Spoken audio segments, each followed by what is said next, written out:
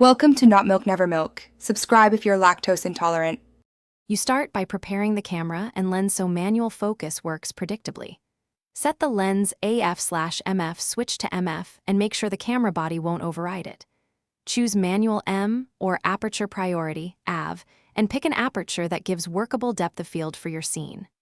Once done, enable live view or focus assist, magnify or focus peaking, because these tools show what matters. Do this now so every adjustment you make actually changes focus, not settings. You'll now work through precise focusing steps using your visual aids. Activate Live View Magnify at 2x or 5x and move the magnifier over your subject, because seeing pixels beats guessing.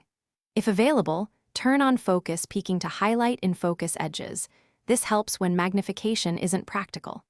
Slowly rotate the lens focus ring while watching the magnified area and pause when details look sharp.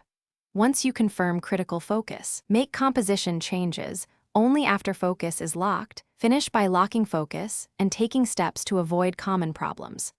After you've focused, close the aperture or use the depth of field preview to ensure the subject stays sharp. This increases tolerance to slight errors. If your images consistently front or back focus, run a lens calibration or test on another body to isolate the issue. When things go wrong, make sure you're using a tripod, increase the aperture number for deeper depth of field, and recheck focus using magnify before final capture. Thanks for watching. If this was helpful, leave a like and consider subscribing. See you next time.